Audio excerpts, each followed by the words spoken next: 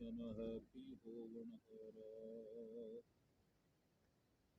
ਕੰਠ ਲਗਾਏ ਆਪਣੀ ਜਨ ਰਾਖੇ, ਆਪਣੀ ਪ੍ਰੀਤ ਪਿਆਰਾ।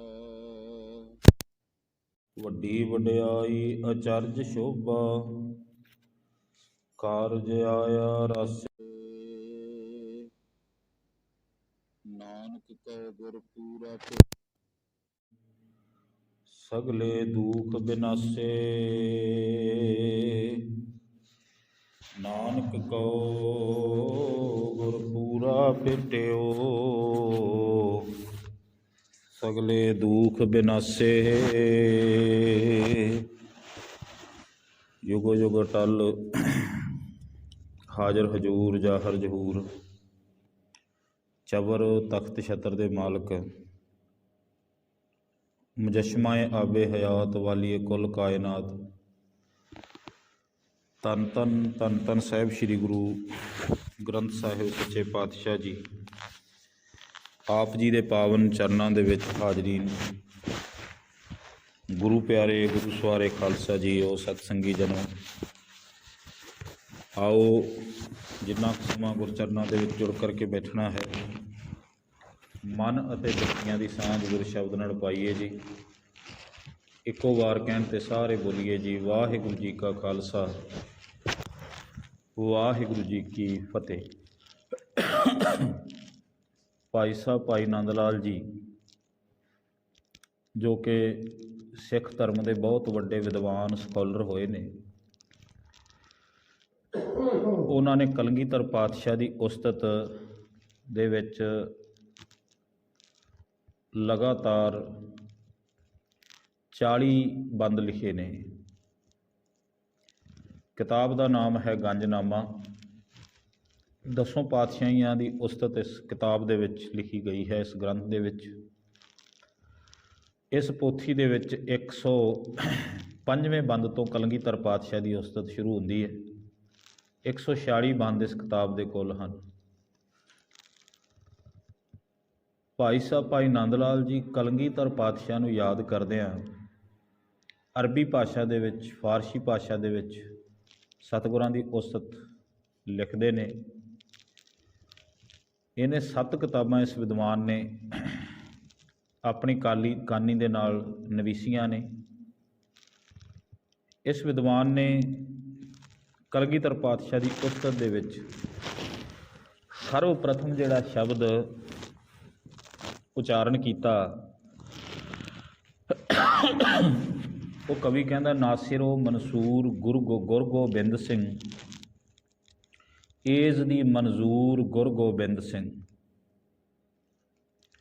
ਹੱਕ ਰਾਹ ਗੰਜ਼ੂਰ ਗੁਰ ਗੋਬਿੰਦ ਸਿੰਘ, ਫੈਜ਼ ਜ਼ੁਮਲਾ ਨੂਰ ਗੁਰ ਗੋਬਿੰਦ ਸਿੰਘ। ਨਾਸਰੋ ਮਨਸੂਰ ਦਾ ਜਦੋਂ ਅਸੀਂ ਅਰਥ ਕਰਦੇ ਹਾਂ ਪੰਜਾਬੀ ਦੇ ਵਿੱਚ, ਇਹਦੇ ਉਲੱਥੇ ਜਿਹੜੇ ਵਿਦਵਾਨਾਂ ਨੇ ਕੀਤੇ ਨੇ, ਉਹ ਕਹਿੰਦੇ ਨੇ ਜਿਨ੍ਹਾਂ ਲੋਕਾਂ ਦਾ ਕੋਈ ਆਸਰਾ ਨਾ ਹੋਵੇ, ਜਿਨ੍ਹਾਂ ਦਾ ਕੋਈ ਸਹਾਰਾ ਨਾ ਹੋਵੇ, ਕਲਗੀਧਰ ਪਾਤਸ਼ਾਹ ਨਿਸਹਾਰਿਆਂ ਦਾ ਸਹਾਈ ਹੋਣ ਵਾਲਾ ਹੈ। ਜਿਨ੍ਹਾਂ ਦੇ ਸਾਰੇ ਆਸਰੇ ਟੁੱਟ ਜਾਣ, ਜਿਸ ਤਰ੍ਹਾਂ ਪਾਵਨ ਬਾਣੀ ਦੇ ਵਿੱਚ ਸ਼ਬਦ ਸਤਿਗੁਰੂ ਪਾਤਸ਼ਾਹ ਜੀ ਆਪ ਬਖਸ਼ਿਸ਼ ਕਰਦੇ। ਸਤਿਗੁਰੂ ਕਹਿੰਦੇ ਨੇ ਕਿ ਸਭੋ ਭੱਜੈ ਆਸਰਾ, ਚੁੱਕੈ ਸਭ ਅਸਰਾਓ, ਚਿਤ ਆਵੇ ਉਸ ਪਾਰ ਬ੍ਰਹਮ, ਲੱਗੈ ਨ ਤਤੀ ਵਾਓ। ਕਲਗੀਧਰ ਪਾਤਸ਼ਾਹ ਬੇਸਹਾਰਿਆਂ ਦੀ ਸਹਾਇਤਾ ਕਰਨ ਵਾਲਾ ਹੈ। ਏਜ਼ ਦੀ ਮਨਜ਼ੂਰ ਗੁਰੂ ਗੋਬਿੰਦ ਸਿੰਘ। ਤੇ ਉਹ ਕਹਿੰਦੇ ਨੇ ਕਲਗੀਧਰ ਪਾਤਸ਼ਾਹ ਬੇਸਹਾਰਿਆਂ ਦੀ ਸਹਾਇਤਾ ਹੀ ਨਹੀਂ, ਉਸ ਪ੍ਰਭੂ ਦੀ ਦਰਗਾਹ ਦੇ ਉੱਤੋਂ ਵੀ ਪ੍ਰਵਾਨਿਆ ਹੋਇਆ ਹੈ। ਏਜ਼ ਦੀ ਮਨਜ਼ੂਰ ਗੁਰੂ ਗੋਬਿੰਦ ਸਿੰਘ। ਹੱਕ ਰਾਹ ਗੰਜ਼ੂਰ ਗੁਰੂ ਗੋਬਿੰਦ ਸਿੰਘ, ਫੈਜ਼ ਜ਼ੁਮਲਾ ਨੂਰ ਗੁਰੂ ਗੋਬਿੰਦ ਸਿੰਘ। ਕਹਿੰਦੇ ਨੇ ਗੁਰੂ ਗੋਬਿੰਦ ਸਿੰਘ ਹੱਕ ਰਾਹ ਗੰਜ਼ੂਰ। ਹੱਕ ਰਾਹ ਗੰਜ਼ੂਰ ਦਾ ਅਰਥ, ਗੰਜ਼ੂਰ ਦਾ ਅਰਥ ਵੈਸੇ ਅਸੀਂ ਕਰਾਂਗੇ ਖਜ਼ਾਨਾ, ਕਿਉਂਕਿ ਇਸ ਪਾਵਨ ਬਾਣੀ ਦਾ ਨਾਮ ਹੀ ਗੰਜਨਾਮਾ ਹੈ, ਸਰਲੇਖ। ਗੰਜ ਦਾ ਅਰਥ ਹੁੰਦਾ ਖਜ਼ਾਨਾ। ਕਹਿੰਦੇ ਕਲਗੀਧਰ ਪਾਤਸ਼ਾਹ ਗੁਣਾਂ ਦਾ ਖਜ਼ਾਨਾ, ਭਗਤੀ ਦਾ ਖਜ਼ਾਨਾ। ਹੱਕ ਦਾ ਅਰਥ ਹੈ ਪ੍ਰਭੂ ਦੀ ਬੰਦਗੀ, ਪ੍ਰਭੂ ਦਾ ਨਾਮ, ਸੱਚ। ਕਲਗੀਧਰ ਪਾਤਸ਼ਾਹ ਸੱਚ ਦੇ ਖਜ਼ਾਨੇ ਨੇ। ਫੈਜ਼ ਏ ਜੁਮਲਾ ਨੂਰ, ਕਲਗੀਧਰ ਪਾਤਸ਼ਾਹ ਇਲਾਹੀ ਨੂਰ ਨੇ। ਗੁਰੂ ਗੋਬਿੰਦ ਸਿੰਘ ਦੀ ਉਸਤਤ ਦੇ ਵਿੱਚ ਉਸ ਵਿਦਵਾਨ ਨੇ ਹੋਰ ਵੀ ਬਹੁਤ ਕੁਝ ਲਿਖਿਆ। ਅਗਲੇਰੇ ਦਿਨਾਂ ਦੇ ਵਿੱਚ ਜਿਵੇਂ ਜਿਵੇਂ ਸਮਾਂ ਬਣੇਗਾ ਆਪਾਂ ਉਹਦੀਆਂ ਸਾਂਝਾਂ ਵੀ ਪਾਵਣੀਆਂ। ਕਲਗੀਧਰ ਪਾਤਸ਼ਾਹ ਦੇ ਕੱਲ੍ਹ ਆਪਾਂ ਜੀਵਨ ਦੇ ਪ੍ਰਥਮ ਪੁਸ਼ਟ ਪਹਿਲੇ ਪੰਨਿਆਂ ਦੀ ਥੋੜ੍ਹੀ ਬਹੁਤੀ ਜਿਹੜੀ ਹੈਗੀ ਆ ਆਪਣੀ ਸਮੱਤ ਮੁਤਾਬਕ ਜਿੰਨੀ ਕੁ ਸਤਿਗੁਰਾਂ ਨੇ ਅਕਲ ਲਤਾਫਤ ਬਖਸ਼ੀ ਹੈ ਉਹਦੇ ਮੁਤਾਬਕ ਵਿਚਾਰ ਕਰ ਰਹੇ ਸੀ। ਸਾਹਿਬ ਪਾਤਸ਼ਾਹ ਦਾ ਪ੍ਰਕਾਸ਼ ਪਟਨਾ ਸਾਹਿਬ ਦੀ ਧਰਤੀ 'ਤੇ ਪੋਹ ਸੁਦੀ ਸੱਤੇ 22 ਦਸੰਬਰ ਦਾ ਦੂਸਰੇ ਪਾਸੇ ਦਿਨ ਬਣਦਾ ਅਤੇ 1723 ਬਿਕਰਮੀ ਸੰਮਤ ਦੂਸਰਾ ਪੱਖ 10 ਪੋਹ ਦਾ ਦਿਨ ਹੁੰਦਾ ਹੈ। ਅਤੇ ਜੇਕਰ ਅਸੀਂ ਈਸਵੀ ਦੀ ਗੱਲ ਕਰਦੇ ਤਾਂ 1666 ਬਣਦੀ ਹੈ। 1666 ਈਸਵੀ 22 ਦਸੰਬਰ ਅਤੇ ਪੋਹ ਦਾ ਮਹੀਨਾ ਬਿਕਰਮੀ ਸੰਮਤ 1723। ਕਲਗੀਧਰ ਪਾਤਸ਼ਾਹ ਨੇ ਮਾਤ ਗੁਜਰ ਕੌਰ ਦੀ ਕੁੱਖ ਤੋਂ ਪ੍ਰਕਾਸ਼ਮਾਨ ਹੋ ਕੇ ਸੰਸਾਰ ਨੂੰ ਭਾਗ ਲਾਏ। ਸਾਡੇ ਵਰਗੇ ਪਤਾ ਨਹੀਂ ਕਿੰਨੇ ਕੁ ਨਿਮਾਣੇ ਲਤੜੇ ਦੱਬੇ ਕੁਚਲਿਆਂ ਨੂੰ ਸਮਾਜ ਦੇ ਵਿੱਚ ਅਣਖ ਅਤੇ ਗੈਰਤ ਨਾਲ ਜਿਉਣ ਦਾ ਸਮਾਂ ਅਤੇ ਮੌਕਾ ਕਲਗੀਧਰ ਪਾਤਸ਼ਾਹ ਦੀ ਆਮਦ ਤੋਂ ਬਾਅਦ ਸਾਨੂੰ ਪ੍ਰਾਪਤ ਹੋਇਆ।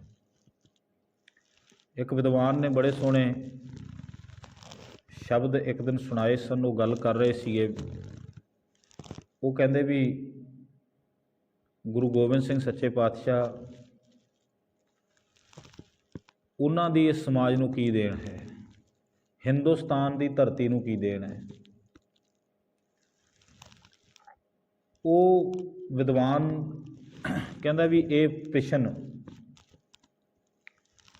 ਲਿਖਿਆ ਗਿਆ ਅਤੇ ਬੱਚਿਆਂ ਨੂੰ ਇਹ ਪ੍ਰਸ਼ਨ ਜਿਹੜਾ ਹੈਗਾ ਐਗਜ਼ਾਮੀਨਰ ਨੇ ਜਿਹੜਾ ਹੈਗਾ ਉਹ ਐਗਜ਼ਾਮੀਨੇਸ਼ਨ ਦੇ ਵਿੱਚ ਪੁੱਛਿਆ। ਅਤੇ ਜਦੋਂ ਉਹ ਸਵਾਲ ਪੁੱਛਿਆ ਜਾਂਦਾ ਅਤੇ ਇੱਕ ਬੱਚਾ ਬੜਾ ਹੀ ਸਿੰਸੇਅਰ, ਬੜਾ ਹੀ ਸਿਆਣਾ, ਸੂਝਵਾਨ, ਉਹ ਬੱਚਾ ਜਿਹੜਾ ਜਵਾਬ ਦਿੰਦਾ ਉਹ ਬਾਕਮਾਲ, ਗੁਰੂ ਗੋਬਿੰਦ ਸਿੰਘ ਸੱਚੇ ਪਾਤਸ਼ਾਹ ਦੀ ਇਸ ਹਿੰਦੁਸਤਾਨ ਨੂੰ ਕੀ ਦੇਣ ਹੈ। ਤਾਂ ਉਸ ਬੱਚੇ ਨੇ ਜਿਹੜਾ ਜਵਾਬ ਦਿੱਤਾ ਉਹ ਕਹਿੰਦਾ ਜੇਕਰ ਗੁਰੂ ਗੋਬਿੰਦ ਸਿੰਘ ਸੱਚੇ ਪਾਤਸ਼ਾਹ ਨਾ ਹੁੰਦੇ, ਦੇਖੋ ਉਸ ਦੇ ਸ਼ਬਦ, ਉਹ ਕਹਿੰਦਾ ਜੇਕਰ ਗੁਰੂ ਗੋਬਿੰਦ ਸਿੰਘ ਪਾਤਸ਼ਾਹ ਨਾ ਹੁੰਦੇ ਤਾਂ ਉਹ ਕਹਿੰਦਾ ਇਹ ਹਿੰਦੁਸਤਾਨ ਸ਼ਬਦ ਵੀ ਨਾ ਹੁੰਦਾ, ਗੁਰੂ ਗੋਬਿੰਦ ਸਿੰਘ ਨਾ ਹੁੰਦੇ ਅਤੇ ਅੱਜ ਇਹ ਜਿਹੜਾ ਸਵਾਲ ਹੈ ਇਹ ਸਵਾਲ ਹੀ ਨਾ ਹੁੰਦਾ, ਕਿਉਂਕਿ ਇਹ ਦੇਸ਼ ਨਾ ਹੁੰਦਾ ਜੇਕਰ ਪਿਤਾ ਦਸ਼ਮੇਸ਼ ਨਾ ਹੁੰਦਾ। ਕਵੀ ਸੰਤੋਖ ਸਿੰਘ ਬੜੀ ਸੋਹਣੀ ਬਾਤ ਕਹਿੰਦੇ ਨੇ, ਉਹ ਕਹਿੰਦੇ ਇੱਥੇ ਸਭ ਕੁਝ ਨਸ਼ਟ ਹੋ ਜਾਣਾ ਸੀ, ਮੂਰਤ ਨਾ ਹੋਤੀ ਜੋ ਪੈ ਕਰੁਣਾ ਨਿਧਾਨ ਕੀ। ਬਖਸ਼ਿਸ਼ਾਂ ਦੇ ਘਰ ਸਤਿਗੁਰੂ ਧੰਨ ਗੁਰੂ ਗੋਬਿੰਦ ਸਿੰਘ ਸੱਚੇ ਪਾਤਸ਼ਾਹ ਦੀ ਮੂਰਤ ਇਸ ਸੰਸਾਰ 'ਤੇ ਇਸ ਹਿੰਦੁਸਤਾਨ ਦੀ ਧਰਤੀ 'ਤੇ ਨਾ ਹੁੰਦੀ ਤਾਂ ਉਹ ਕਹਿੰਦੇ ਸਭ ਕੁਝ ਨਸ਼ਟ ਹੋ ਜਾਣਾ ਸੀ, ਧਰਮ ਧਸਕ ਜਾਤੇ, ਇੱਥੋਂ ਦੇ ਧਰਮ ਖਤਮ ਹੋ ਜਾਣੇ ਸੀ, ਇੱਥੇ ਕੁਝ ਨਹੀਂ ਸੀ ਬਚਣਾ। ਗੁਰੂ ਗੋਬਿੰਦ ਸਿੰਘ ਸੱਚੇ ਪਾਤਸ਼ਾਹ ਇਕੱਲੇ ਜਿਹੜਾ ਹੈਗਾ ਉਹਨਾਂ ਨੂੰ ਸਿੱਖਾਂ ਦੇ ਗੁਰੂ ਦੇ ਰੂਪ ਦੇ ਵਿੱਚ ਹੀ ਨਹੀਂ, ਇੱਥੋਂ ਦੀ ਸੰਸਕ੍ਰਿਤੀ ਨੂੰ ਗੁਰੂ ਗੋਬਿੰਦ ਸਿੰਘ ਸੱਚੇ ਪਾਤਸ਼ਾਹ ਨੇ ਬਚਾਇਆ। ਇੱਥੋਂ ਦੇ ਜਿਹੜਾ ਹੈਗਾ ਸਾਹਿਤ ਨੂੰ ਗੁਰੂ ਗੋਬਿੰਦ ਸਿੰਘ ਸੱਚੇ ਪਾਤਸ਼ਾਹ ਨੇ ਬਚਾਇਆ। ਨਸ਼ਟ ਹੋ ਜਾਣਾ ਸੀ ਸਭ ਕੁਝ, ਕੁਝ ਨਹੀਂ ਸੀ ਬਚਣਾ ਜੇਕਰ ਗੁਰੂ ਗੋਬਿੰਦ ਸਿੰਘ ਵਕਤੀ ਰੂਪ ਦੇ ਵਿੱਚ ਆਪਣਾ ਸਾਰਾ ਸਰਬੰਸ, ਆਪਣਾ ਆਪਾ ਕੁਰਬਾਨ ਨਾ ਕਰ ਦੇਣਾ। ਦੁਨੀਆ ਦੇ ਕਲਮਨਵੀਸ ਜਦੋਂ ਗੁਰੂ ਗੋਬਿੰਦ ਸਿੰਘ ਦੀ ਗੱਲ ਕਰਦੇ ਨੇ ਅਤੇ ਉਹ ਇਹ ਗੱਲ ਕਹਿੰਦੇ ਨੇ ਵੀ ਗੁਰੂ ਗੋਬਿੰਦ ਸਿੰਘ ਸੱਚੇ ਪਾਤਸ਼ਾਹ ਨੇ ਜੋ ਕੁਝ ਇਸ ਸੰਸਾਰ ਦੇ ਲੋਕਾਂ ਨੂੰ ਦਿੱਤਾ ਉਹ ਕੋਈ 42 ਕਰੋੜ ਸਾਲ ਵਿੱਚ ਵੀ ਨਹੀਂ ਦੇ ਸਕਦਾ ਜਿਹੜਾ ਸਤਿਗੁਰੂ 42 ਸਾਲਾਂ ਦੇ ਵਿੱਚ ਦੇ ਗਏ। ਤਾਂ ਵੱਡੀ ਗੱਲ ਹੈ ਉਸ ਰਹਿਬਰ ਨੂੰ ਯਾਦ ਕਰਨ ਦਾ ਵਕਤ ਵਕਫਾ ਆਪਣੇ ਕੋਲ ਬਣਦਾ ਹੈ। ਅਤੇ ਜਦੋਂ ਯਾਦ ਕਰਨ ਦਾ ਸਮਾਂ ਬਣੇ, ਇਕੱਲਾ ਫਿਰ ਯਾਦ ਹੀ ਨਹੀਂ ਕਰਨਾ, ਉਸ ਰਹਿਬਰ ਦਾ ਧੰਨਵਾਦ ਵੀ ਕਰਨਾ, ਉਹਦਾ ਸ਼ੁਕਰਾਨਾ ਵੀ ਕਰਨਾ। ਫਿਰ ਇਕੱਲੇ ਸ਼ੁਕਰਾਨੇ ਤੱਕ ਸੀਮਤ ਨਹੀਂ ਰਹਿਣਾ, ਉਸ ਗੁਰੂ ਦੀਆਂ ਕੀਤੀਆਂ ਹੋਈਆਂ ਕਿਰਤਾਂ ਨੂੰ ਮੰਨਦਿਆਂ ਹੋਇਆਂ ਉਹਦੇ ਰਸਤੇ 'ਤੇ ਤੁਰਨ ਦਾ ਯਤਨ ਵੀ ਆਪਾਂ ਕਰਨਾ ਹੈ। ਇਹ ਆਪਣਾ ਫਰਜ਼ ਬਣਦਾ ਹੈ। ਜੋ ਕੁਝ ਉਹਨੇ ਸਾਨੂੰ ਦੇ ਦਿੱਤਾ ਉਸ ਮਹਾਨ ਪੁਰਖ ਨੇ, ਉਹਦੇ ਇਵਜ਼ ਦੇ ਵਿੱਚ ਅਸੀਂ ਕੁਝ ਵਾਪਸ ਜਿਹੜਾ ਹੈਗਾ ਦੇ ਤਾਂ ਨਹੀਂ ਸਕਦੇ, ਪਰ ਇਹਨਾਂ ਦਿਨਾਂ ਦੇ ਵਿੱਚ ਉਸ ਮਹਾਨ ਪੁਰਖ ਨੂੰ ਯਾਦ ਕਰ ਲਈਏ, ਇਹੀ ਵੱਡੀ ਬਾਤ ਹੈ। ਖਰ ਕਲਗੀਧਰ ਪਾਤਸ਼ਾਹ ਦਾ ਜਿਹੜਾ ਪ੍ਰਕਾਸ਼ ਹੈ ਉਹ ਮਾਤ ਗੁਜਰ ਕੌਰ ਦੀ ਕੁੱਖ ਤੋਂ, ਮਾਤਾ ਗੁਜਰੀ ਜੀ ਕੁੱਖ ਤੋਂ ਇਹਨਾਂ ਦਿਨਾਂ ਦੇ ਵਿੱਚ ਹੁੰਦਾ। ਤੇ ਜਿਹੜੇ ਦਿਨਾਂ ਦੇ ਵਿੱਚ ਪ੍ਰਕਾਸ਼ ਹੋਇਆ ਗੁਰੂ ਗੋਬਿੰਦ ਸਿੰਘ ਸੱਚੇ ਪਾਤਸ਼ਾਹ ਦਾ, ਧੰਨ ਗੁਰੂ ਤੇਗ ਬਹਾਦਰ ਸਾਹਿਬ ਪਾਤਸ਼ਾਹ ਉਸ ਵਕਤ ਅਸਾਮ ਦੀ ਮੁਹਿੰਮ ਦੇ ਉੱਤੇ ਗਏ ਹੋਏ ਸਨ, ਕਿਉਂਕਿ ਉਸ ਵਕਤ ਜਿਹੜਾ ਹੈਗਾ ਅਸਾਮ ਦੇ ਰਾਜੇ ਜਿਹੜੇ ਸਨ, ਜਿਹੜੇ ਅਮੋਈਆ ਕਬੀਲੇ ਦੇ ਜਾਂ ਇਸ ਤਰ੍ਹਾਂ ਦੇ ਜਿਹੜੇ ਰਾਜਾ ਚੱਕਰਧਵਜ ਵਰਗੇ, ਰਾਜਾ ਰਤਨ ਰਾਏ ਵਰਗੇ, ਇਹ ਸਾਰੇ ਉਸ ਵਕਤ ਵਿਦਰੋਹੀ ਸਨ। ਅਤੇ ਜਿਹੜਾ ਜੈ ਸਿੰਘ ਮਿਰਜ਼ਾ ਜੈ ਸਿੰਘ ਹੈ, ਇਸ ਪਰਿਵਾਰ ਦੇ ਜਿਹੜਾ ਹੈਗਾ, ਇਸ ਪਰਿਵਾਰ ਨੂੰ ਔਰੰਗਜ਼ੇਬ ਨੇ ਜ਼ਿੰਮੇਵਾਰੀ ਲਾਈ ਸੀ ਕਿ ਇਹ ਇਲਾਕਾ ਤੁਸੀਂ ਫਤਿਹ ਕਰਨਾ ਹੈ। ਤਾਂ ਸਤਿਗੁਰੂ ਉਸ ਪਰਿਵਾਰ ਦੀ ਮਦਦ ਦੇ ਵਾਸਤੇ ਗੁਰੂ ਤੇਗ ਬਹਾਦਰ ਸਾਹਿਬ ਪਾਤਸ਼ਾਹ ਉਸ ਇਲਾਕੇ ਵਿੱਚ ਗਏ ਸਨ। ਦੋਨੋਂ ਰਾਜਿਆਂ ਦੀ ਬ੍ਰਹਮਪੁੱਤਰ ਦਰਿਆ ਦੇ ਉੱਤੇ ਇੱਕ ਜਗ੍ਹਾ ਹੈ ਧੋਬੜੀ ਸਾਹਿਬ, ਅੱਜ ਉਹਨੂੰ ਸਤਕਾਰ ਸਹਿਤ ਕਹਿੰਦੇ, ਉੱਥੇ ਇੱਕ ਗੁਰਦੁਆਰਾ ਹੈ ਦਮਦਮਾ ਸਾਹਿਬ। ਇਸ ਸਥਾਨ 'ਤੇ ਰਾਜਾ ਚੱਕਰਧਵਜ ਵਰਗੇ, ਰਾਜਾ ਰਾਮ ਸਿੰਘ, ਰਤਨ ਰਾਏ ਵਰਗੇ ਜਿਹੜੇ ਸਨ, ਇਹਨਾਂ ਸਾਰਿਆਂ ਦੀ, ਰਾਜਾ ਸਵਾਈ ਮਾਨ ਸਿੰਘ, ਰਾਜਾ ਮਿਰਜ਼ਾ ਜੈ ਸਿੰਘ, ਇਹਨਾਂ ਦੀ ਜਿਹੜੀ ਹੈਗੀ ਹੈ ਮੁਗਲ ਸੈਨਾ ਵੱਲੋਂ ਇਹ ਸਨ, ਅਤੇ ਉੱਧਰੋਂ ਰਾਜਾ ਚੱਕਰਧਵਾਸੀ ਅਮੋਈਆ ਕਬੀਲੇ ਵੱਲੋਂ ਇਹਨਾਂ ਦੀ ਸਤਿਗੁਰਾਂ ਨੇ ਜਿਹੜਾ ਹੈਗਾ ਆਪਸ ਵਿੱਚ ਸੰਧੀ ਵੀ ਕਰਵਾਈ। ਚਲੋ ਇਹ ਇੱਕ ਵੱਖਰਾ ਵਿਸ਼ਾ ਹੈ। ਖਰ ਸਤਿਗੁਰਾਂ ਨੇ ਕਬੀਲਾ ਆਪਣਾ, ਕੁਰਮਾ ਆਪਣਾ, ਕੋੜਵਾ, ਇਹ ਸਾਰਾ ਫਿਰ ਇੱਥੇ ਪਟਨਾ ਸਾਹਿਬ ਛੱਡ ਦਿੱਤਾ ਸੀ ਅਤੇ ਸਤਿਗੁਰੂ ਆਪ ਅੱਗੇ ਚਲੇ ਗਏ ਸਨ। ਸਾਹਿਬ ਪਾਤਸ਼ਾਹ ਜਦੋਂ ਅਸਾਮ ਦੀ ਮੁਹਿੰਮ ਦੇ ਉੱਤੇ ਹਨ ਤਾਂ ਉਹਨਾਂ ਦਿਨਾਂ ਵਿੱਚ ਘਰ ਵਿੱਚ ਸਾਹਿਬਜ਼ਾਦੇ ਦਾ ਪ੍ਰਕਾਸ਼ ਹੁੰਦਾ ਹੈ। ਸਤਿਗੁਰੂ ਪਾਤਸ਼ਾਹ ਤੱਕ ਵੀ ਖਬਰਾਂ ਪਹੁੰਚਦੀਆਂ ਨੇ। ਇੱਧਰ ਮੈਂ ਕੱਲ੍ਹ ਬੇਨਤੀ ਕਰ ਰਿਹਾ ਸੀਗਾ, ਸੈਯਦ ਭੀਖਮ ਸ਼ਾਹ, ਉਸ ਨੂੰ ਪਤਾ ਲੱਗਦਾ ਹੈ, ਉਸ ਨੂੰ ਅਹਿਸਾਸ ਹੁੰਦਾ ਹੈ ਕਿ ਪੂਰਬ ਦੀ ਧਰਤੀ ਵੱਲ ਕੋਈ ਮਹਾਨ ਰਹਿਬਰੇ ਕਾਮਲ ਉਹਨੇ ਧਰਤੀ ਨੂੰ ਭਾਗ ਲਾਏ ਨੇ। ਇਲਾਹੀ ਨੂਰ, ਜਿਸ ਦਾ ਆਪਾਂ ਹੁਣੇ ਜ਼ਿਕਰ ਕਰ ਚੁੱਕੇ ਹਾਂ, ਫੈਜ਼ ਜ਼ੁਮਲਾ ਨੂਰ ਗੁਰੂ ਗੋਬਿੰਦ ਸਿੰਘ, ਇਲਾਹੀ ਨੂਰ, ਉਸ ਪ੍ਰਮਾਤਮਾ ਦਾ ਨੂਰ। ਗੁਰੂ ਗੋਬਿੰਦ ਸਿੰਘ ਇੱਕ ਨੂਰ ਨੇ, ਉਹ ਨੂਰ ਨੇ ਅਵਤਾਰ ਧਾਰਨ ਕੀਤਾ ਹੈ, ਅਤੇ ਉਸ ਮਹਾਨ ਨੂਰ ਦੇ ਦਰਸ਼ਨ ਕਰਨ ਵਾਸਤੇ ਸਭ ਤੋਂ ਪਹਿਲਾਂ, ਹੁਣ ਇੱਥੇ ਥੋੜ੍ਹੀ ਜਿਹੀ ਗੱਲ ਹੋਰ ਵੀ ਸਮਝ ਲੈਣੀ ਚਾਹੀਦੀ ਹੈ ਸਾਨੂੰ। ਕਈ ਵਾਰੀ ਅਸੀਂ ਇਹ ਚੀਜ਼ਾਂ ਜਦੋਂ ਅੱਜ ਦੇ ਸਮੇਂ ਦੇ ਵਿੱਚ ਪ੍ਰਚਾਰ ਹੁੰਦਾ ਹੈ ਤਾਂ ਉਹ ਹੋਰ ਤਰੀਕੇ ਦੇ ਨਾਲ ਪੇਸ਼ ਕੀਤੀਆਂ ਜਾਂਦੀਆਂ ਨੇ। ਬਹੁਤ ਲੋਕ ਇਹ ਸੋਚਦੇ ਨੇ ਗੁਰੂ ਗੋਬਿੰਦ ਸਿੰਘ ਮੁਗਲਾਂ ਦੇ ਖਿਲਾਫ ਲੜਨ ਵਾਸਤੇ ਆਏ ਸਨ। ਇਹ ਆਪਣੇ ਮਨ ਦਾ ਵੱਡਾ ਭੁਲੇਖਾ ਹੈ। ਕਲਗੀਧਰ ਪਾਤਸ਼ਾਹ ਨਾ ਕਿਸੇ ਦੇ ਦੁਸ਼ਮਣ ਨੇ, ਨਾ ਕਿਸੇ ਇੱਕ ਜਾਤੀ ਕਬੀਲੇ ਨਾਲ ਉਹਨਾਂ ਦੀ ਕੋਈ ਲੜਾਈ ਸੀ। ਸਤਿਗੁਰਾਂ ਨੇ ਧਰਮ ਨੂੰ ਚਲਾਉਣ ਵਾਸਤੇ, ਦੁਸ਼ਟਾਂ ਨੂੰ ਜਿਹੜਾ ਹੈਗਾ ਉਹ ਨਸ਼ਟ ਕਰਨ ਵਾਸਤੇ ਅਤੇ ਸੰਤਾਂ ਨੂੰ ਉਬਾਰਨ ਵਾਸਤੇ ਇਸ ਸੰਸਾਰ ਦੇ ਉੱਤੇ ਅਵਤਾਰ ਧਾਰਨ ਕੀਤਾ ਹੈ। ਗੁਰੂ ਗੋਬਿੰਦ ਸਿੰਘ ਸੱਚੇ ਪਾਤਸ਼ਾਹ ਨੂੰ ਤੁਸੀਂ ਜਦੋਂ ਦੇਖੋਗੇ, ਅੱਗੇ ਜ਼ਿਕਰ ਕਰਨਾ ਮੈਂ ਸਤਿਗੁਰਾਂ ਦੀ ਵਿੱਦਿਆ ਦਾ, ਸਤਿਗੁਰਾਂ ਦੇ ਉਸ ਸਮੇਂ ਦਾ, ਤੁਹਾਨੂੰ ਪਤਾ ਲੱਗੇਗਾ ਕਲਗੀਧਰ ਪਾਤਸ਼ਾਹ ਦੀਆਂ ਬਖਸ਼ਿਸ਼ਾਂ ਰਿਆਮਤਾਂ ਇਕੱਲਾ ਕਿਸੇ ਇੱਕ ਵਿਸ਼ੇਸ਼ ਵਰਗ ਜਾਂ ਕਿਸੇ ਇੱਕ ਜਾਤੀ ਵਾਸਤੇ ਨਹੀਂ। ਜਿਸ ਤਰ੍ਹਾਂ ਸੂਰਜ ਚੜ੍ਹਦਾ ਹੈ ਅਤੇ ਸਾਰਿਆਂ ਦੇ ਉੱਤੇ ਸੂਰਜ ਦਾ ਅਸਰ ਹੁੰਦਾ ਹੈ, ਸੂਰਜ ਕਦੇ ਕਿਸੇ ਦਾ ਜਿਹੜਾ ਹੈਗਾ ਉਹ ਵਿਤਕਰਾ ਨਹੀਂ ਰੱਖਦਾ। ਉਸੇ ਤਰ੍ਹਾਂ ਹੀ ਗੁਰੂ ਇੱਕ ਐਸੀ ਸ਼ਖਸੀਅਤ ਹੈ ਜਿਹੜੀ ਕਿਸੇ ਨੂੰ ਨੇੜੇ ਜਾਂ ਦੂਰ ਨਹੀਂ ਰੱਖਦੀ। ਗੁਰੂ ਵਾਸਤੇ ਸਾਰੇ ਇੱਕੋ ਜਿਹੇ ਹੁੰਦੇ ਨੇ, ਅਤੇ ਕਲਗੀਧਰ ਪਾਤਸ਼ਾਹ ਧੁਰੋਂ ਵਰੋਸਾਈ ਸ਼ਖਸੀਅਤ ਹੈ ਜਿਹਨੇ ਇਸ ਧਰਤੀ ਦੇ ਲੋਕਾਂ ਨੂੰ ਭਾਗ ਲਾਉਣੇ ਨੇ। ਸੁਖਮਨੀ ਸਾਹਿਬ ਦੀ ਪਾਵਨ ਬਾਣੀ ਦੇ ਵਿੱਚ ਸਾਹਿਬ ਪਾਤਸ਼ਾਹ ਜੀ ਬਖਸ਼ਿਸ਼ ਕਰਦੇ ਨੇ, ਬ੍ਰਹਮ ਗਿਆਨੀ ਸਦਾ ਨਿਰਲੇਪ। ਉਹ ਕਹਿੰਦੇ ਨੇ ਬ੍ਰਹਮ ਗਿਆਨੀ ਵਰਗੀ ਅਵਸਥਾ ਕੀ ਹੈ? ਹਰ ਵਕਤ ਨਿਰਲੇਪ। ਧਰਤੀ ਵਰਗੀ ਅਵਸਥਾ ਹੁੰਦੀ ਹੈ, ਕਹਿੰਦੇ ਜਿਉਂ ਬਸਦਾ ਕੋਊ ਖੋਦੈ ਕੋ ਚੰਦਨ ਲੇਪ। ब्रह्म ज्ञानी सदा निर्दोष जैसे सूर सर्व को सोख, ब्रह्म ज्ञानी के दृष्टमान जैसे राज रंग को लागे तुल पवान। ब्रह्म ज्ञानी के धीरज एक जो बसदा कू खोदा कोई चंदन लेप। कहते इस तरह का धीरज हुंदा किवें मिट्टी नूं कोई खोददा कोई चंदन दे लेप करदा है। मिट्टी ना किसी की खुशामदी हुंदी है धरती ते ना किसी का विरोध करती है।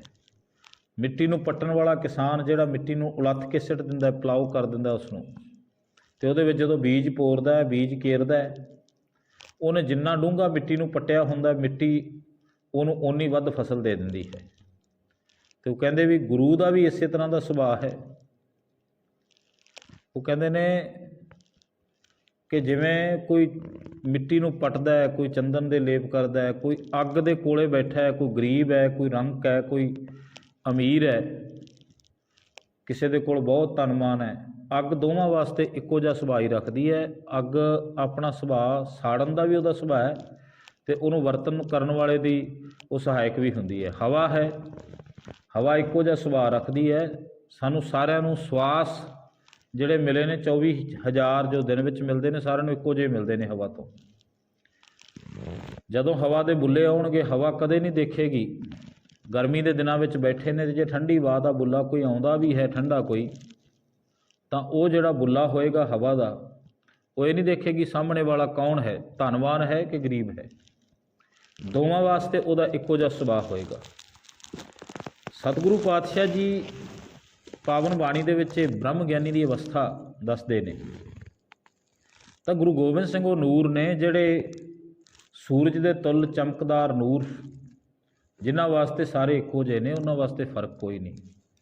ਹਾਂ, ਬਾਅਦ ਵਿੱਚ ਅਸੀਂ ਆਪਣੀ ਅਕਲ ਦੇ ਮੁਤਾਬਕ, ਆਪਣੀ ਸੁਰਤ ਮੁਤਾਬਕ ਉਹਦੇ ਅਰਥ ਕਰੀ ਜਾਈਏ, ਇਹ ਗੱਲ ਵੱਖਰੀ ਹੈ। ਤਾਂ ਸਭ ਤੋਂ ਪਹਿਲੇ ਦਰਸ਼ਨ ਸੈਯਦ ਭੀਖਮ ਸ਼ਾਹ ਕਰਦੇ ਨੇ। ਭੀਖਮ ਸ਼ਾਹ ਤੁਰਦੇ ਨੇ ਠਸਕਾ ਘੁੜਾਮ ਦੇ ਕੋਲੋਂ, ਪਹੁੰਚਦੇ ਨੇ ਪਟਨਾ ਸਾਹਿਬ ਦੀ ਧਰਤੀ 'ਤੇ, ਜਾ ਕੇ ਦਰਸ਼ਨ ਦੀਦਾਰ ਦੀ ਮੰਗ ਕਰਦੇ ਭੀਖਮ ਸ਼ਾਹ। ਹੁਣ ਇਹਨਾਂ ਦਿਨਾਂ ਦੇ ਵਿੱਚ ਕੁਝ ਮੈਂ ਬੇਨਤੀ ਹੋਰ ਕਰਦਿਆਂ, ਇਹ ਇਸ ਤਰ੍ਹਾਂ ਦੀਆਂ ਸਮੱਸਿਆਵਾਂ ਵੀ ਚੱਲ ਰਹੀਆਂ ਸਨ ਕਿ ਗੁਰੂ ਘਰ ਦੇ ਵਿੱਚ ਦੁੱਖ ਹੀ ਬਹੁਤ ਹੋ ਗਏ ਸਨ। ਗੁਰੂ ਤੇਗ ਬਹਾਦਰ ਸਾਹਿਬ ਪਾਤਸ਼ਾਹ ਦੀ ਤਾਂ ਬਹੁਤ ਜ਼ਿਆਦਾ ਵਿਰੋਧਤਾ ਕੀਤੀ ਗਈ ਸੀ ਗੁਰੂ ਘਰ ਦੇ ਹੀ ਸੋਢੀ ਵੰਸ਼ ਦੇ ਹੀ ਕੁਝ ਲੋਕਾਂ ਵੱਲੋਂ, ਜਿਨ੍ਹਾਂ ਦੇ ਵਿੱਚ ਧੀਰਮਲ ਵਰਗੇ ਤਾਂ ਮੇਨ ਸਨ। ਜਦੋਂ ਸਤਿਗੁਰੂ ਪਾਤਸ਼ਾਹ ਅੰਮ੍ਰਿਤਸਰ ਸਾਹਿਬ ਦੀ ਧਰਤੀ 'ਤੇ ਜਾਂਦੇ ਆ, ਹਰਜੀ ਸੋਢੀ ਸੀ ਪਿਰਥੀ ਚੰਦ ਦੀ ਵੰਸ਼ ਦੇ ਵਿੱਚੋਂ।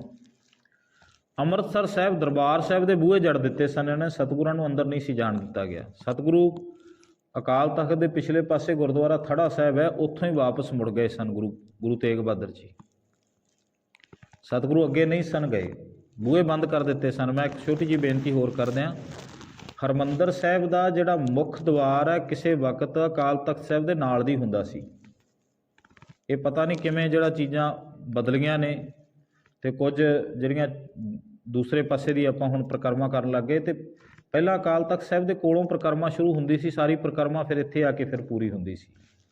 ਚਲੋ ਮੈਂ ਇਸ ਵਿਸ਼ੇ ਵੱਲ ਨਹੀਂ ਜਾਣਾ। ਸਤਿਗੁਰੂ ਪਾਤਸ਼ਾਹ ਇਸ ਪਾਸੋਂ ਫਿਰ ਜਦੋਂ ਅੰਦਰ ਆਏ ਅਤੇ ਹਰਿਮੰਦਰ ਸਾਹਿਬ ਦੇ ਬੂਹੇ ਬੰਦ ਕਰ ਦਿੱਤੇ ਗੁਰੂ ਤੇਗ ਬਹਾਦਰ ਜੀ ਵਾਸਤੇ। ਧੰਨ ਗੁਰੂ ਹਰਕ੍ਰਿਸ਼ਨ ਸਾਹਿਬ ਪਾਤਸ਼ਾਹ 8ਵੇਂ ਗੁਰੂਦੇਵ ਬਾਲਾ ਪ੍ਰੀਤਮ ਸ਼ਹਿਨਸ਼ਾਹ ਜੀ ਜਦੋਂ ਦਿੱਲੀ ਦੀ ਧਰਤੀ 'ਤੇ ਜੋਤੀ ਜੋਤ ਸਮਾਉਣ ਲੱਗੇ, ਤਾਂ ਉਹਨਾਂ ਨੇ ਗੁਰੂ ਤੇਗ ਬਹਾਦਰ ਸਾਹਿਬ ਪਾਤਸ਼ਾਹ ਨੂੰ ਗੁਰਤਾ ਗੱਦੀ ਦਾ ਇਸ਼ਾਰਾ ਕਰ ਦਿੱਤਾ ਸੀ ਕਿ ਬਾਬਾ ਬਸੇ ਗ੍ਰਾਮ ਬਕਾਲੇ ਮਿਲ ਗੁਰ ਸੰਗਤ ਸਭੈ ਸੰਭਾਲੇ। ਵੀ ਗੁਰੂ ਤੇਗ ਬਹਾਦਰ ਜੀ ਬਕਾਲੇ ਦੀ ਧਰਤੀ 'ਤੇ ਉਸ ਵਕਤ ਰਹਿ ਰਹੇ ਸਨ। ਤਾਂ ਉਸ ਵਕਤ ਫਿਰ ਜਦੋਂ ਸਤਿਗੁਰੂ ਪਾਤਸ਼ਾਹ ਨੇ ਇਹ ਇਸ਼ਾਰਾ ਕਰ ਦਿੱਤਾ, ਸਾਰੀਆਂ ਸੰਗਤਾਂ ਉੱਧਰ ਨੂੰ ਬੇਵਲ ਹੋ ਕੇ ਤੁਰ ਪਈਆਂ। ਤਾਂ ਇੱਥੇ ਫਿਰ ਮੰਜੀਦਾਰ ਅਨੇਕਾਂ ਤਰ੍ਹਾਂ ਦੇ ਜਿਹੜੇ ਲੋਕ, ਜਿਨ੍ਹਾਂ ਦਾ ਥੋੜ੍ਹਾ ਬਹੁਤਾ ਵੀ ਵਾਹ ਵਾਸਤਾ ਕਿਤੇ ਗੁਰੂ ਘਰ ਨਾ ਰਿਹਾ ਸੀ, ਕੁਝ ਗੁਰੂ ਪਰਿਵਾਰਾਂ ਦੇ ਵਿੱਚੋਂ ਵੀ ਕਈ ਮੰਜੀਆਂ ਬਣਾ ਕੇ ਡਾਹ ਕੇ ਬਹਿ ਗਏ ਸਨ। ਕੁਝ ਲੋਕ ਕਹਿੰਦੇ ਨੇ 22 ਮੰਜੀਆਂ ਡਹਿ ਗਈਆਂ ਸਨ, ਪਰ ਮੈਨੂੰ ਲੱਗਦਾ ਵੀ ਗਿਣਤੀ ਇਹ ਘੱਟ ਵੱਧ ਵੀ ਹੋ ਸਕਦੀ ਹੈ, ਕਿਉਂਕਿ ਜੇਕਰ ਅਸੀਂ ਉਂਝ ਗਿਣਦੇ ਹਾਂ ਤਾਂ 22 ਗੁਰੂ ਘਰ ਦੇ ਵਿੱਚ ਉਦੋਂ ਅਜੇ ਤੱਕ 22 ਪਰਿਵਾਰ ਨਹੀਂ ਸਨ। 22 ਬੰਦੇ ਉਸ ਵਕਤ, 22 ਸਰੀਰ ਜਿਹੜਾ ਹੈਗਾ ਇਸ ਤਰ੍ਹਾਂ ਦੇ ਨਹੀਂ ਸਨ ਜਿਹੜੇ ਗੁਰੂ ਹੋਣ ਦਾ ਦਾਅਵਾ ਕਰ ਸਕਣ। ਤਾਂ ਕੁਝ ਪਾਸੇ ਅਸਿਓਂ ਵੀ ਗੁਰੂ ਬਣ ਕੇ ਬੈਠਣ ਵਾਸਤੇ ਉਤਾਵਲੇ ਹੋ ਗਏ ਹੋਣਗੇ। ਹੋ ਸਕਦਾ ਇਹ ਗਿਣਤੀ 25 ਵੀ ਹੋ ਗਈ ਹੋਵੇ, ਹੋ ਸਕਦਾ ਗਿਣਤੀ 10 ਵੀ ਹੋਵੇ। ਗੁਰੂ ਬਣ ਕੇ ਬਹਿ ਗਏ ਸਾਰੇ। ਹਰ ਇੱਕ ਕਹਿੰਦਾ ਕਿ ਅਸੀਂ ਬਾਬੇ ਹਾਂ, ਸਾਡੇ ਵੱਲ ਇਸ਼ਾਰਾ ਕੀਤਾ। ਧੀਰਮਲ ਤਾਂ ਵਿਸ਼ੇਸ਼ ਕਰਕੇ ਜ਼ੋਰ ਲਾ ਰਿਹਾ ਸੀ। ਗੁਰੂ ਤੇਗ ਬਹਾਦਰ ਜੀ ਦਾ ਰਿਸ਼ਤੇ ਦੇ ਵਿੱਚ ਸਕਾ ਭਤੀਜਾ ਹੈ ਧੀਰਮਲ। ਗੁਰੂ ਹਰਰਾਏ ਸਾਹਿਬ ਪਾਤਸ਼ਾਹ ਦਾ ਭਰਾਤਾ ਹੈ, ਬਾਬਾ ਗੁਰਦਿੱਤਾ ਜੀ ਦਾ ਬੇਟਾ ਸੀ। ਗੁਰੂ ਤੇਗ ਬਹਾਦਰ ਜੀ 'ਤੇ ਗੋਲੀ ਚਲਾ ਦਿੱਤੀ ਧੀਰਮਲ ਨੇ। ਇਹ ਬਸ ਇੱਥੋਂ ਤੱਕ ਮੈਂ ਗੱਲ ਤੁਹਾਡੇ ਨਾਲ ਸਾਂਝੀ ਕਰਨੀ ਹੈ। ਹਾਲਾਂਕਿ ਗੁਰੂ ਸਾਹਿਬ ਪ੍ਰਗਟ ਕਿਵੇਂ ਹੋਏ, ਮੱਖਣ ਸ਼ਾਹ ਲਬਾਣੇ ਵਾਲੀ ਸਾਖੀ, ਉਸ ਸਾਖੀ ਵਾਲੇ ਪਾਸੇ ਨਹੀਂ ਜਾਣਾ। ਕੇਵਲ ਆਪਾਂ ਗੁਰੂ ਤੇਗ ਬਹਾਦਰ ਜੀ ਦੀ ਸਥਿਤੀ ਆਪਾਂ ਸਮਝਣੀ ਹੈ ਕਿ ਸਤਿਗੁਰਾਂ ਦੇ ਉੱਤੇ ਗੋਲੀ ਵੀ ਚਲਾ ਦਿੱਤੀ ਗਈ ਧੀਰਮਲ ਵੱਲੋਂ। ਹੋਰ ਵੀ ਜੇਕਰ ਧੀਰਮਲ ਗੋਲੀ ਚਲਾ ਸਕਦਾ ਤਾਂ ਜਿਹੜੇ ਬਾਕੀ ਦੇ ਜਿਨ੍ਹਾਂ ਦਾ ਭਾਂਡਾ ਫੁੱਟਿਆ, ਉਹਨਾਂ ਨੇ ਵੀ ਤਾਂ ਕਈ ਤਰ੍ਹਾਂ ਦੇ ਵਾਰ ਗੁਰੂ ਘਰ 'ਤੇ ਕੀਤੇ ਹੋਣਗੇ। ਤਾਂ ਸਤਿਗੁਰੂ ਪਾਤਸ਼ਾਹ ਨੂੰ ਜਦੋਂ ਗੁਰਤਾ ਗੱਦੀ ਸਤਿਗੁਰੂ ਪਾਤਸ਼ਾਹ ਬਿਰਾਜਮਾਨ ਹੁੰਦੇ ਨੇ ਨੌਵੀਂ ਜੋਤ ਦੇ ਰੂਪ ਦੇ ਵਿੱਚ, ਤਾਂ ਉਸ ਤੋਂ ਬਾਅਦ ਫਿਰ ਪ੍ਰਚਾਰ ਵਾਸਤੇ ਸਤਿਗੁਰੂ ਵਿਚਰਦੇ ਨੇ। ਤਾਂ ਸਤਿਗੁਰੂ ਪਾਤਸ਼ਾਹ ਜੀ ਇਹ 1666 ਦੇ ਤਕਰੀਬਨ, ਕਿਉਂਕਿ 64 ਦੇ ਵਿੱਚ ਸਤਿਗੁਰੂ ਪਾਤਸ਼ਾਹ ਜੀ ਗੁਰਤਾ ਗੱਦੀ 'ਤੇ ਬਿਰਾਜਮਾਨ ਹੁੰਦੇ ਆ ਅਤੇ 66 ਦੇ ਵਿੱਚ ਸਤਿਗੁਰੂ ਗੁਰੂ ਗੋਬਿੰਦ ਸਿੰਘ ਪਾਤਸ਼ਾਹ ਦਾ ਪ੍ਰਕਾਸ਼ ਹੁੰਦਾ। ਤਾਂ ਉਦੋਂ ਤੱਕ ਇਹ ਸਾਜ਼ਿਸ਼ਾਂ ਇਹ ਚੱਲ ਰਹੀਆਂ ਸਨ। ਇਸੇ ਕਰਕੇ ਗੁਰੂ ਘਰ ਦੇ ਵਿੱਚ ਇੱਕ ਹੁਕਮ ਸੀ ਸਿੱਖ ਸੰਗਤਾਂ ਵੱਲੋਂ ਵੀ ਇਹ ਮਤਾ ਕੀਤਾ ਗਿਆ ਸੀਗਾ ਸਾਰਿਆਂ ਵੱਲੋਂ ਕਿ ਕੋਈ ਵੀ ਗੁਰੂ ਗੋਬਿੰਦ ਸਿੰਘ ਸੱਚੇ ਪਾਤਸ਼ਾਹ ਦੇ ਸਾਹਿਬਜ਼ਾਦੇ ਗੋਬਿੰਦ ਰਾਏ ਦੇ ਬਾਲ ਦੇ ਦਰਸ਼ਨ ਨਹੀਂ ਕਿਸੇ ਨੂੰ ਕਰਾਉਣੇ, ਕਿਉਂਕਿ ਇਸ ਤੋਂ ਪਹਿਲਾਂ ਇਹ ਚੀਜ਼ਾਂ ਹੋ ਚੁੱਕੀਆਂ ਸੀ। ਗੁਰੂ ਹਰਗੋਬਿੰਦ ਸਾਹਿਬ ਪਾਤਸ਼ਾਹ ਦੇ ਪ੍ਰਕਾਸ਼ ਦੇ ਵਕਤ ਸਤਿਗੁਰਾਂ ਨੂੰ ਜ਼ਹਿਰ ਦੇ ਕੇ ਮਾਰਨ ਦੀ ਕੋਸ਼ਿਸ਼ ਕੀਤੀ ਗਈ। ਸਤਿਗੁਰਾਂ ਦੇ ਉੱਤੇ ਸੱਪ ਵੀ ਛੱਡਿਆ ਗਿਆ। ਗੁਰੂ ਸਾਹਿਬ ਨੂੰ ਦਾਈ ਨੇ ਵੀ ਮਾਰਨ ਦੀ ਕੋਸ਼ਿਸ਼ ਕੀਤੀ। ਰੂਪੇ ਖੜਾਵੇ ਨੇ ਦਹੀਂ ਦੇ ਵਿੱਚ ਵੀ ਜ਼ਹਿਰ ਦੇਣ ਦੀ ਕੋਸ਼ਿਸ਼ ਕੀਤੀ। ਇਹ ਗੁਰੂ ਸਾਹਿਬ 'ਤੇ ਵੀ ਉਸ ਵਕਤ ਵਾਰ ਹੁੰਦੇ ਰਹੇ, ਕਿਉਂਕਿ ਜਿਹੜਾ ਬੰਦਾ ਮਾਇਆ ਦੀ ਹਿਰਸ ਹਵਸ ਦੇ ਵਿੱਚ ਫਸ ਜਾਂਦਾ ਹੈ ਉਹਨੂੰ ਫਿਰ ਚੰਗੇ ਤੇ ਮਾੜੇ ਦੀ ਕੋਈ ਸੋਝੀ ਨਹੀਂ ਰਹਿੰਦੀ। ਉਹ ਫਿਰ ਗੁਰੂ 'ਤੇ ਵੀ ਵਾਰ ਕਰਨੋਂ ਟਲਦਾ ਨਹੀਂ। ਚੰਦ ਸਿੱਕਿਆਂ ਵਾਸਤੇ ਬੰਦਾ ਆਪਣਾ ਆਪਾ ਗਵਾ ਬੈਠਦਾ ਹੈ। ਚੰਦ ਪੈਸਿਆਂ ਵਾਸਤੇ ਬੰਦਾ, ਕੁਝ ਛਿਲੜਾਂ ਵਾਸਤੇ ਬੰਦਾ ਇਹ ਭੁੱਲ ਜਾਂਦਾ ਹੈ ਕਿ ਉਹ ਜਿਹੜੀ ਗੱਲ ਕਰ ਰਿਹਾ ਜਾਂ ਜਿਹੜਾ ਕੰਮ ਕਰ ਰਿਹਾ ਉਸ ਦਾ ਅਸਰ ਕੀ ਹੋਏਗਾ ਅੱਗੇ। ਗੁਰੂ ਦਾ ਡਰ ਬੰਦੇ ਨੂੰ ਖਤਮ ਹੋ ਜਾਂਦਾ ਹੈ। ਭੈ ਦਿਸਦਾ ਨਹੀਂ, ਗੁਰੂ ਦਾ ਜਿਹੜਾ ਨਿਰਮਲ ਭੈ ਉਹਨੂੰ ਦਿਖਾਈ ਦੇਣੋਂ ਹਟ ਜਾਂਦਾ ਹੈ। ਫਿਰ ਉਹ ਆਪਣੇ ਜੀਵਨ ਦੇ ਵਿੱਚ ਆਪਣੀ ਜ਼ੁਬਾਨ ਰਾਹੀਂ ਜਾਂ ਆਪਣੇ ਕਰਮਾਂ ਦਾ ਰਾਹੀਂ ਫਿਰ ਇਹੋ ਜਿਹੇ ਪਾਪ ਕਮਾ ਬੈਠਦਾ ਹੈ ਜਿਹੜੇ ਇਤਿਹਾਸ ਦੀ ਹਿੱਕ ਦੇ ਉੱਤੇ ਸਦਾ ਵਾਸਤੇ ਛਪ ਜਾਂਦੇ ਨੇ, ਜਿਹੜੇ ਪਰਤ ਕੇ ਜਿਹੜੇ ਮਾਫੀਯੋਗ ਵੀ ਨਹੀਂ ਰਹਿੰਦੇ। ਇਸ ਕਰਕੇ ਕੁਝ ਚੰਦ ਸਿੱਕਿਆਂ ਚੰਦ ਪੈਸਿਆਂ ਵਾਸਤੇ ਕਦੇ ਵੀ ਗੁਰੂ ਦੇ ਘਰ ਨਾਲ ਮੱਥਾ ਨਾ ਲਾਓ, ਕਿਉਂਕਿ ਇਹ ਮਾਇਆ ਤਾਂ ਇੱਥੇ ਧਰੀ ਧਰਾਈ ਰਹਿ ਜਾਣੀ। ਪਰ ਜੇਕਰ ਗੁਰੂ ਦਾ ਜਿਸ ਦਿਨ ਜਿਹੜਾ ਹੈਗਾ ਉਹ ਨਿਗਾਹ ਹੋ ਗਈ ਨਾ, ਜੇ ਤਾਂ ਸਵੱਲੀ ਹੋ ਗਈ ਤੇ ਜੀਵਨ ਤਰ ਜਾਣਾ। ਤਾਂ ਗੁਰੂ ਕਿਸੇ ਨੂੰ ਮਾੜੀ ਨਿਗਾਹ ਨਾਲ ਤਾਂ ਦੇਖਦਾ ਨਹੀਂ, ਪਰ ਜੋ ਕੁਝ ਕਮਾਏਗਾ ਤੈਨੂੰ ਉਹਦੇ ਇਵਜ਼ ਦੇ ਵਿੱਚ ਜੇਕਰ ਕਿਤੇ ਗੁਰੂ ਦੇ ਘਰ ਤੋਂ ਕੁਝ ਮਿਲ ਗਿਆ, ਤੇਰਾ ਬੀਜਿਆ ਹੋਇਆ ਕਿਤੇ ਉੱਗਰ ਪਿਆ, ਤੇ ਫਿਰ ਔਖਾ ਹੋ ਜਾਏਗਾ ਵੱਢਣਾ। ਕਿਉਂਕਿ ਬੰਦਾ ਬੀਜਦਾ ਜਦੋਂ ਉਦੋਂ ਖਿਆਲ ਨਹੀਂ ਰਹਿੰਦਾ, ਤੇ ਜੇਕਰ ਬੀਜਿਆ ਹੋਇਆ ਜੇ ਕੰਡੇ ਬੀਜੇ ਕਿਤੇ ਉੱਗ ਪੈਣ ਤਾਂ ਬਹੁਤ ਔਖੇ ਨੇ ਖਤਮ ਕਰਨੇ। ਕੰਡਿਆਲੀਆਂ ਝਾੜੀਆਂ ਜਿਨ੍ਹਾਂ ਖੇਤਾਂ ਦੇ ਵਿੱਚ ਹੋ ਜਾਂਦੀਆਂ ਨੇ ਨਾ, ਤੁਸੀਂ ਦੇਖਿਓ ਆ ਆਪਣੇ ਕੋਲ ਦੀ ਜਿਹੜਾ ਹੈਗਾ ਰੇਲਵੇ ਲਾਈਨ ਟੱਪਦੀਆਂ ਨੇ, ਸੜਕਾਂ ਟੱਪਦੀਆਂ ਨੇ, ਤੇ ਉੱਥੇ ਜੰਗਲਾਤ ਮਹਿਕਮੇ ਵੱਲੋਂ ਜਿਹੜਾ ਫੋਰੈਸਟ ਡਿਪਾਰਟਮੈਂਟ ਹੈ ਉਹਦੇ ਵੱਲੋਂ ਰੁੱਖ ਲਾਏ ਜਾਂਦੇ ਅਲੱਗ-ਅਲੱਗ ਸ਼ਾਨਦਾਰ ਰੁੱਖਾਂ ਦੇ ਵਿਚਕਾਰ ਪਹਾੜੀ ਕਿੱਕਰਾਂ ਉੱਗ ਪੈਂਦੀਆਂ ਨੇ, ਤੇ ਉਹ ਸ਼ਾਨਦਾਰ ਰੁੱਖਾਂ ਦਾ ਵੀ ਵਜੂਦ ਖਤਮ ਕਰ ਦਿੰਦੀਆਂ, ਤੇ ਉਹ ਚਗਿਰਦੇ ਨੂੰ ਵੀ ਜਿਹੜਾ ਹੈਗਾ ਉਹ ਉਸ ਤੋਂ ਬਾਅਦ ਉਹਨਾਂ ਨੂੰ ਖਤਮ ਕਰਨਾ ਹੀ ਔਖਾ ਹੋ ਜਾਂਦਾ ਹੈ। ਉਹ ਉੱਗੀਆਂ ਨੇ ਕਿਸੇ ਸਥਿਤੀ ਦੇ ਵਿੱਚ। ਉਸੇ ਤਰ੍ਹਾਂ ਜੀਵਨ ਹੈ। ਜੀਵਨ ਦੇ ਰਸਤੇ ਦੇ ਵਿੱਚ ਇੱਕ ਤੇ ਪਹਾੜੀ ਕਿੱਕਰਾਂ ਉੱਗ ਪੈਣ ਨਾ, ਤੇ ਫਿਰ ਔਖਾ ਉਹਨਾਂ ਨੂੰ ਜਿਹੜਾ ਹੈਗਾ ਬਾਅਦ ਵਿੱਚ ਕੱਢਣਾ। ਕੰਡੇ ਅਲੱਗ ਜਿਹੜਾ ਲੱਗਣਗੇ। ਇਸ ਕਰਕੇ ਬਾਬਾ ਫਰੀਦ ਜੀ ਕਹਿੰਦੇ ਨੇ ਬੀਜਣ ਦੇ ਵਕਤ ਹੀ ਬੰਦੇ ਨੂੰ ਖਿਆਲ ਕਰ ਲੈਣਾ ਚਾਹੀਦਾ ਹੈ। ਕੁਝ ਨਾ ਐਸਾ ਬੀਜੋ ਜਿਹੜਾ ਵੱਢਣ ਦੇ ਵਕਤ ਰੋਣਾ ਪਵੇ, ਵੱਢਣ ਦੇ ਵਕਤ ਪਛਤਾਉਣਾ ਪਵੇ। ਬੀਜਣਾ ਕੀ ਹੈ? ਬੋਲੋ ਕੁਝ ਐਸਾ ਨਾ ਜਿਹੜੇ ਬੋਲਾਂ ਦਾ ਅਸਰ ਕੱਲ੍ਹ ਨੂੰ ਸਾਨੂੰ ਉਹਦੇ ਇਵਜ਼ ਦੇ ਵਿੱਚ ਕੁਝ ਭੁਗਤਣਾ ਪੈ ਜਾਏ। ਇੱਕ ਵਾਰੀ ਬੋਲਣ ਤੋਂ ਪਹਿਲਾਂ 100 ਵਾਰੀ ਸੋਚੋ ਕਿ ਇਸ ਦਾ ਸਿੱਟਾ ਕੀ ਹੋਏਗਾ।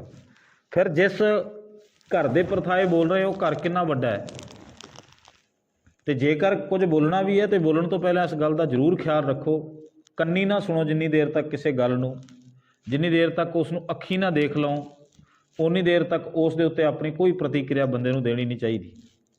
ਕਿਉਂਕਿ ਜਿੰਨਾ ਚਿਰ ਅਸੀਂ ਕੰਨੀ ਨਹੀਂ ਸੁਣਦੇ ਕਿਸੇ ਗੱਲ ਨੂੰ, ਅੱਖੀਂ ਦੇਖਦੇ ਨਹੀਂ, ਅਸੀਂ ਜਿਹੜੀ ਪ੍ਰਤੀਕਿਰਿਆ ਉਹਦੇ 'ਤੇ ਕੋਈ ਨਾ ਕੋਈ ਆਪਣਾ ਜਿਹੜਾ ਪੱਖ ਰੱਖ ਦਿੰਦੇ ਹਾਂ, ਤਾਂ ਉਹ ਬਾਅਦ ਵਿੱਚ ਸਾਨੂੰ ਭੁਗਤਣਾ ਪੈਂਦਾ ਹੈ।